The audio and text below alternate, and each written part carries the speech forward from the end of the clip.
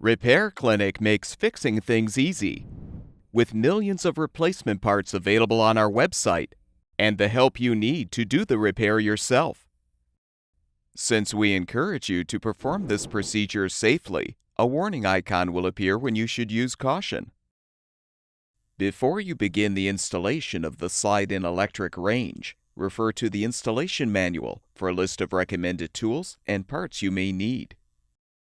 The recessed cabinet opening will need to be 30 inches wide and 24 inches deep. The countertop height will need to be 36 inches. The electrical supply for the appliance must be 240 volts at 60 Hz. A dedicated 40-amp circuit is required. Open the oven door and remove the racks along with the anti-tip bracket.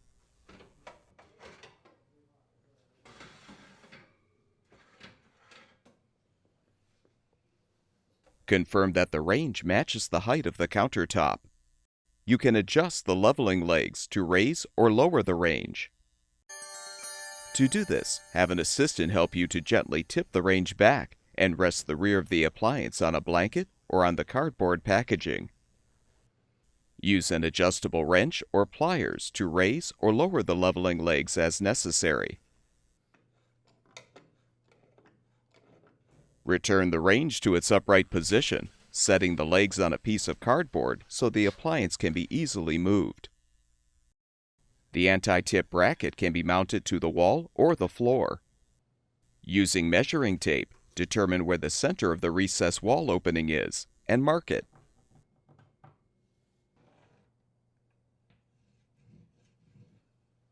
Position the bracket so the V-notch is exactly 12.5 inches to the left or right of the center line.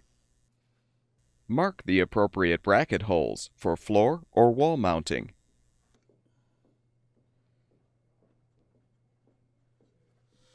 Using a 1/8 inch diameter drill bit, drill the holes where marked.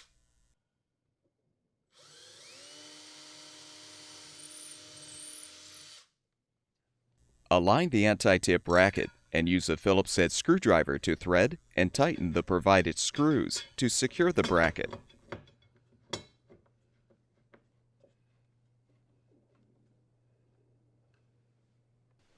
Gently move the range close to its final location.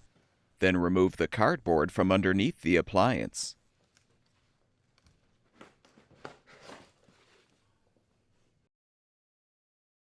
The range can be powered through a power cord or through direct wiring. Before making any electrical connections, confirm that the power supply to the outlet or junction box is turned off. Using a Phillips head screwdriver, unthread the 2 screws securing the lower access cover to the back of the range. Remove the cover. Detach the plastic tag and hex nuts from the terminal block post. If installing a power cord, unthread the screws from the 3/4 inch UL listed strain relief. Insert the tabs of the 2 clamp sections of the strain relief into the hole below the terminal block. Thread the screws to hold the 2 clamp sections together.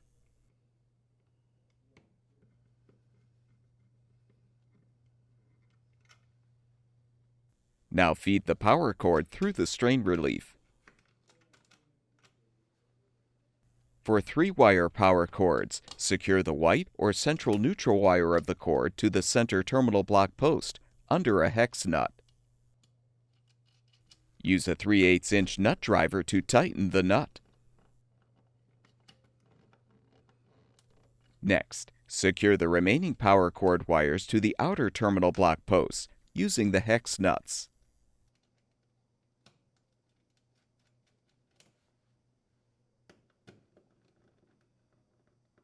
Be sure to firmly tighten the nuts.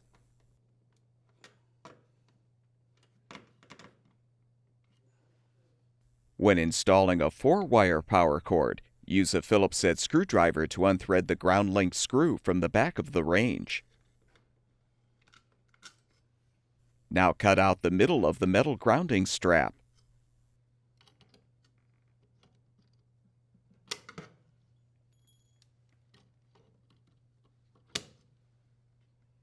Feed the power cord through the strain relief.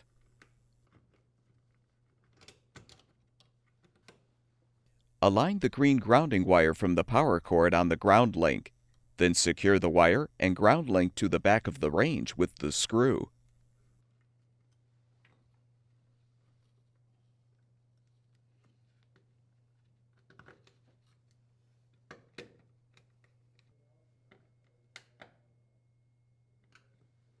As with the 3-wire power cord, secure the white neutral wire to the middle terminal block post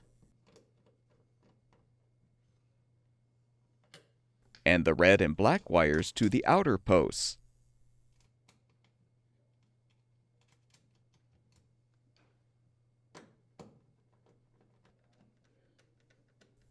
Again, firmly tighten the nuts. With the power cord in place, tighten the strain relief screws to secure the cord. Reposition the lower access cover. Then rethread and tighten the screws to secure the cover.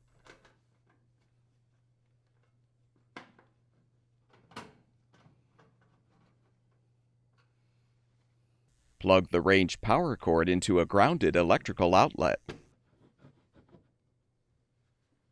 Now gently push the range into its final location, making sure the rear leg slides into the anti-tip bracket. To confirm this, place a foot against the baking drawer and, grasping the back of the range, attempt to tilt the range forward. The bracket should immediately prevent the appliance from tipping forward.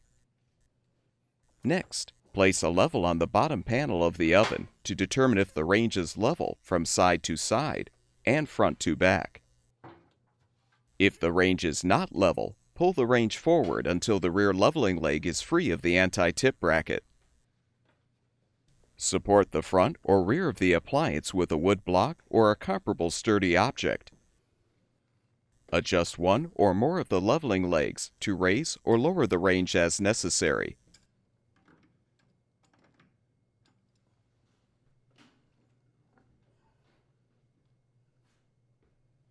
Confirm the range is level. Then push the appliance back into place, making sure the rear leg is secured in the anti-tip bracket. Replace the racks in the oven.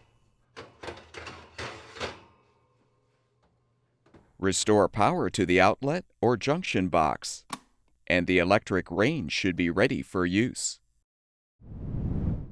At Repair Clinic, we make fixing things easy. Thank you for supporting the production of these videos by purchasing your parts from our website.